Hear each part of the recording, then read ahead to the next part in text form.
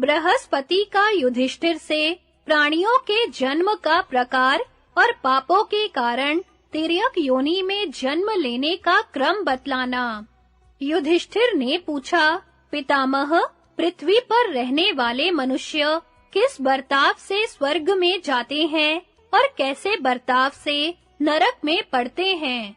वे अपने मृतक शरीर को काट और मिट्टी के ढेले के समान यहीं छोड़कर जब परलोक की राह लेते हैं, उस समय उनके पीछे कौन जाता है?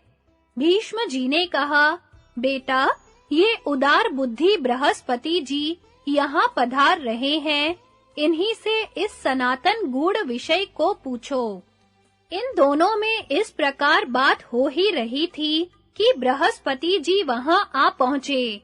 धर्मराज युधिष्ठिर ने सभासदों सहित उनकी पूजा की और उनके पास जाकर इस प्रकार प्रश्न किया, भगवन, आप संपूर्ण धर्मों के ज्ञाता और सब शास्त्रों के विद्वान हैं, अतः बतलाइए, पिता, माता, पुत्र, गुरु, सजातीय, संबंधी और मित्र आदि में से मनुष्य का सच्चा सहायक कौन है?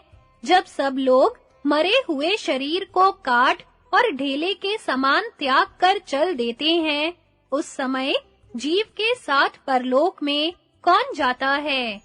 बृहस्पति जी ने कहा, राजन, प्राणी अकेला ही जन्म लेता, अकेला ही मरता, अकेला ही दुख से पार होता है तथा अकेला ही दुर्गति भोगता है।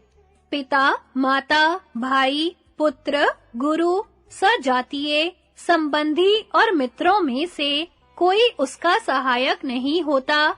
लोग उसके मरे हुए शरीर को काट और मिट्टी के ढेले की तरह फेंककर थोड़ी देर तक रोते हैं और फिर उसकी ओर से मुंह फेर कर चल देते हैं। उस समय केवल धर्म ही जीव के पीछे-पीछे जाता है, अतः धर्म ही सच्चा सहायक है। इसलिए मनुष्यों को सदा धर्म का ही सेवन करना चाहिए। धर्म युक्त प्राणी स्वर्ग में जाता है और अधर्म परायण जीव नरक में पड़ता है। अतः विद्वान पुरुष को चाहिए कि न्याय से प्राप्त हुए धन के द्वारा धर्म का अनुष्ठान करे। एकमात्र धर्म ही परलोक में मनुष्यों का सहायक होता है। अविवेकी मनुष्य ही लोभ, मोह अथवा भय से दूसरों के लिए पाप करता है। युधिष्ठिर ने पूछा, भगवन, आपके मुंह से मैंने धर्मयुक्त एवं अत्यंत हितकारक बातें सुनी, किंतु मनुष्य का स्थूल शरीर तो मरकर यहीं पड़ा रह जाता है और उसका सूक्ष्म शरीर अव्यक्त नेत्रों की पहुंच से परे हो जाता है। ऐसी दशा में धर्म किस प्रकार उसका अनुसरण करता है? बृहस्पति जी ने कहा, धर्मराज, पृथ्वी, जल, अग्नि, वायु, आकाश, मन, यम, बुद्धि और आत्मा, ये सब एक ही साथ सदा मनुष्य के धर्म पर दृष्टि रखते हैं।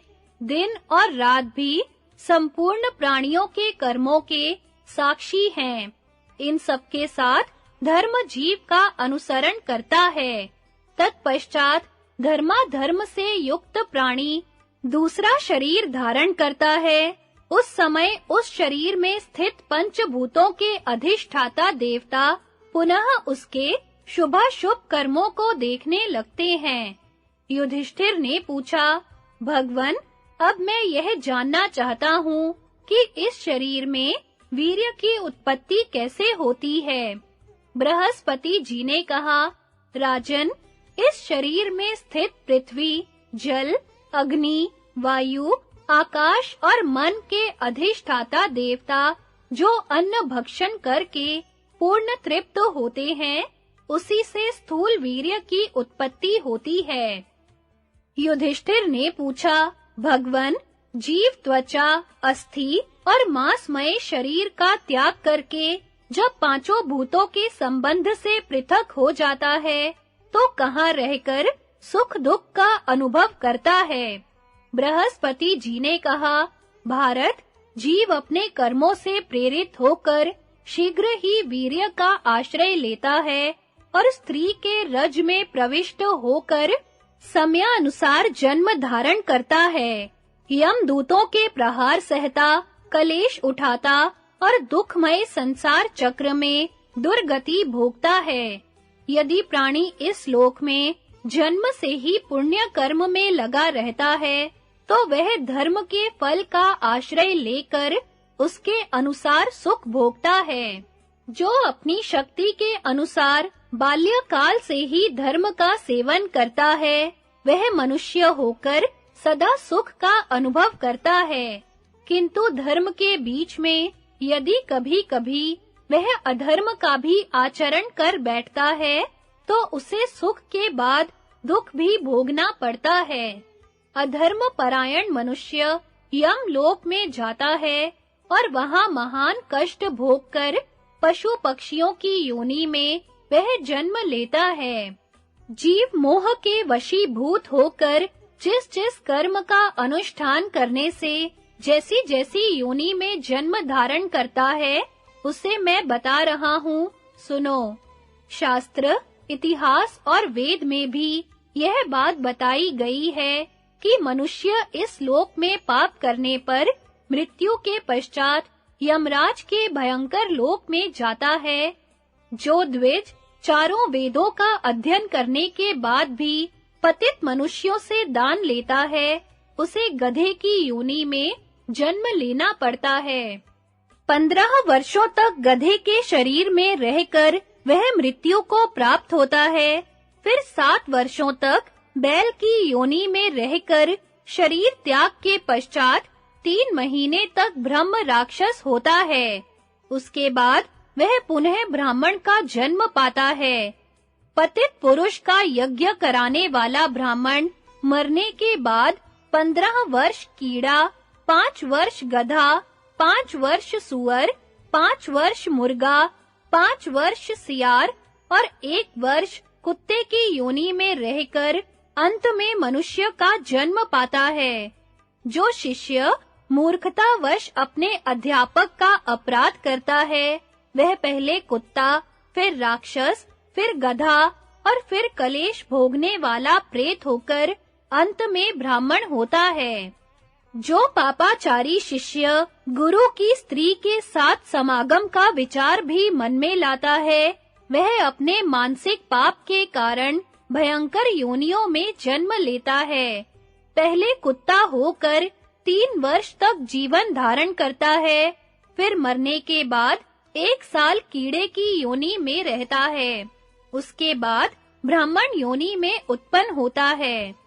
यदि गुरु अपने पुत्र के समान प्रिय शिष्य को बिना कारण के ही मारता पीटता है, तो वह अपनी स्वेच्छाचारिता के कारण हिंसक पशु की योनि में जन्म लेता है। जो पुत्र अपने माता-पिता का अनादर करता है, वह मरने के बाद गधे की योनि में जन्म लेता और उसमें 10 वर्ष तक जीवित रहकर शरीर त्यागने के पश्चात 1 साल तक घड़ियाल की योनि में रहता है।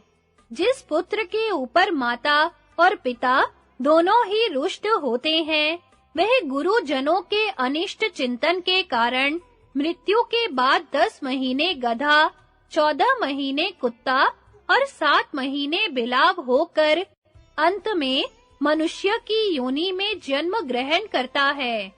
माता-पिता को गाली देने वाला मनुष्य मैना होता है तथा उन्हें मारने वाला पुत्र 10 वर्ष कछुआ, 3 वर्ष साही और 6 महीने सांप की योनि में जन्म लेकर फिर मनुष्य होता है। जो पुरुष राजा के टुकड़े खाकर पलता हुआ भी मोहवश उसके शत्रुओं की सेवा करता है, वह मरने के बाद 10 वर्ष वानर, 5 वर्ष चूहा और 6 महीने कुत्ता होकर फिर मनुष्य योनि में आता है। दूसरों की धरोहर हड़प लेने वाला मनुष्य यमलोक में जाता है और क्रमशः 100 योनियों में भ्रमण करके अंत में कीड़ा होता है।